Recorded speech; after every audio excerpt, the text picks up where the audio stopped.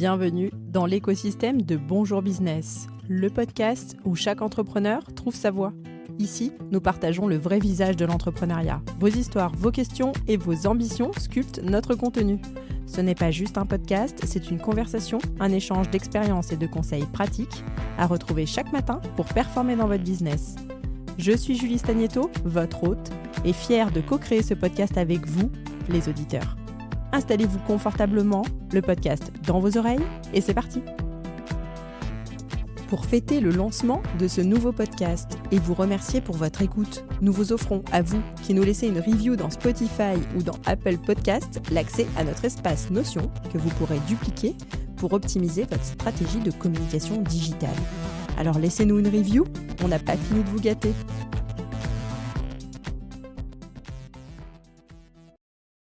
Alors, est-ce que j'ai réussi à vous convaincre ?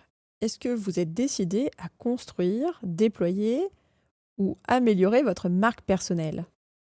Aujourd'hui, on aborde les étapes de la construction de votre marque personnelle, que vous soyez au début du parcours ou que vous cherchiez à affiner votre marque existante, cet épisode est pour vous. La première étape, c'est l'introspection. C'est une étape fondamentale et souvent négligée. Avant de pouvoir projeter une image authentique et cohérente de vous-même, vous devez savoir qui vous êtes, ce que vous représentez et ce que vous voulez accomplir. Coucou, c'est Warda du podcast Pimp ta marque. Une marque personnelle découle essentiellement de qui on est et de ce en quoi on croit. L'étape indispensable pour moi, c'est de faire une introspection et d'aller puiser dans ses ressources internes pour définir ce qui nous fait vraiment vibrer. C'est le meilleur moyen de valoriser son élément différenciant, son ADN. Notre marque personnelle évoluera au fur et à mesure de son développement à la fois personnel et professionnel.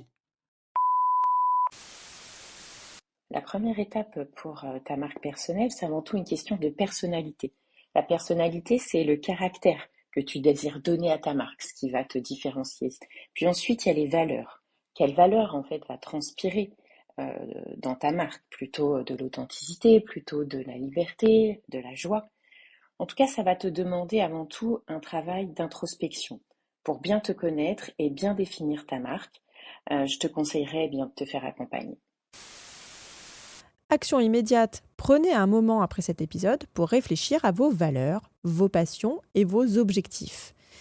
Surtout, écrivez-les. Cela vous servira de fondation.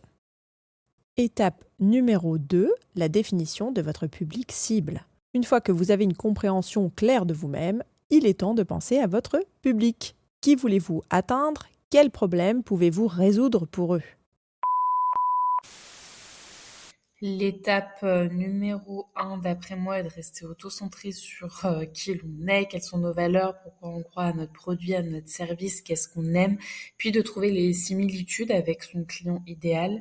La marque personnelle, c'est pour moi un trait d'union entre les deux, entre qui nous sommes et ce qu'est le client qui va adhérer à l'univers que l'on lui propose. Action immédiate, créez le profil de votre audience idéale.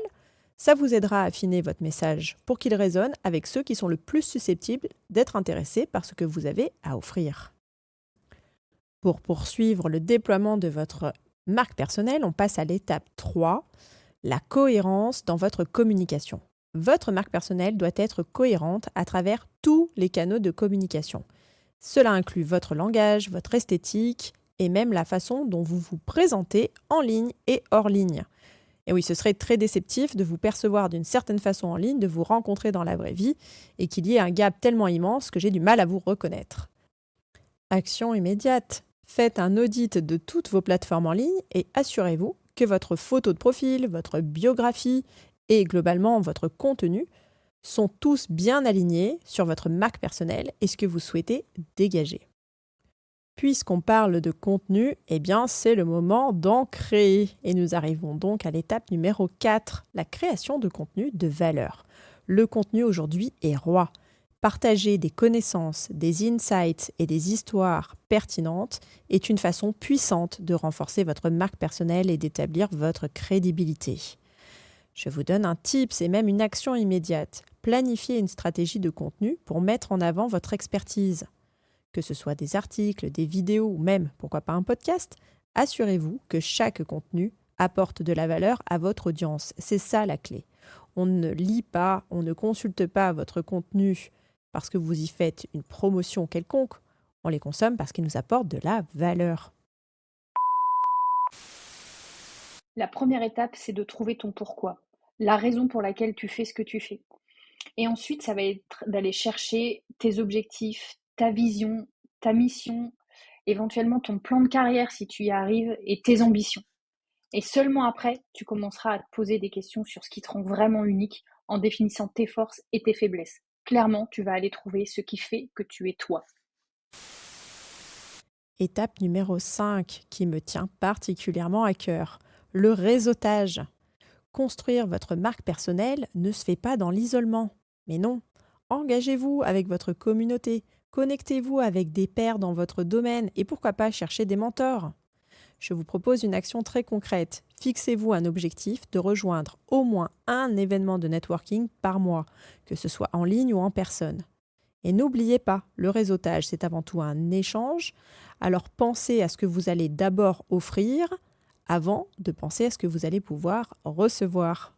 Venez les bras chargés et non les bras ouverts. Vous allez être surpris de la force, de la puissance du fait de donner en premier. Étape numéro 6, mesurer et ajuster. La construction de votre marque personnelle est un processus évolutif. Il est important que vous mesuriez l'impact de vos actions, d'écouter les retours et aussi d'être prêt à ajuster votre stratégie. Bonne pratique que je vous conseille. Utilisez des outils analytiques disponibles notamment sur les réseaux sociaux pour suivre l'engagement de votre audience. Soyez surtout très attentif aux commentaires et ouvert aux ajustements. Il faut noter que ces étapes ne sont pas linéaires, mais elles sont plutôt cycliques. Vous allez vous retrouver souvent à revenir sur l'introspection, à redéfinir votre public ou à ajuster votre stratégie de contenu. Et cela est tout à fait normal. La clé est de rester authentique, flexible et engagé dans le processus. Et nous arrivons à l'étape 7. Soyez patient et persévérant.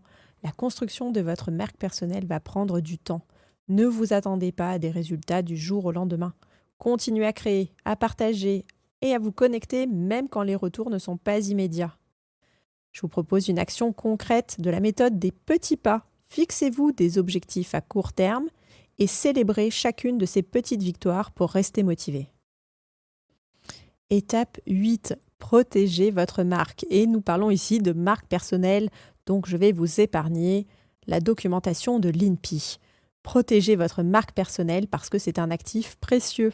Soyez vigilant quant à la façon dont elle est perçue et diffusée. Cela inclut bien sûr la gestion de votre réputation en ligne et la protection de votre vie privée. Et je vous donne une bonne pratique. Réagissez toujours de manière professionnelle et constructive aux critiques ou aux commentaires négatifs. Cela va de soi, mais lorsqu'on est attaqué, parfois on a un peu de mal à garder son sang-froid. Alors je vous donne un tips. Quand vous recevez un commentaire très négatif, ne répondez pas tout de suite. Laissez passer une nuit de sommeil et reprenez le lendemain. Dernière étape qui vient conclure cet épisode, étape 9, ne cessez jamais d'apprendre. Le monde, les industries évoluent constamment et votre marque personnelle va suivre le même chemin. Restez informé des nouvelles tendances dans votre domaine et soyez prêt à adapter votre marque personnelle en conséquence. L'idée, attention, c'est bien de rester fidèle à qui vous êtes, mais de vous montrer flexible et réactif aux changements et aux opportunités qui se présentent. Et je vous propose une bonne pratique à intégrer dans votre business, consacrer du temps chaque semaine à l'apprentissage, que ce soit en lisant des articles, en suivant des formations en ligne ou en participant à des webinaires. Chaque nouvelle connaissance est un atout majeur pour votre marque. Pour pouvoir en fait transformer une marque en une marque personnelle, c'est-à-dire quelque chose qui vous corresponde pleinement et qui vous donne une motivation suffisante pour l'incarner et la représenter sur le terrain, dans le cadre du développement de votre activité, moi je vous invite à travailler sur votre engagement affectif et de pouvoir identifier, catégoriser et mesurer quels sont les motivateurs précis que vous activez affectivement pour représenter la marque. Voilà qui conclut notre épisode sur les étapes pour construire votre marque personnelle.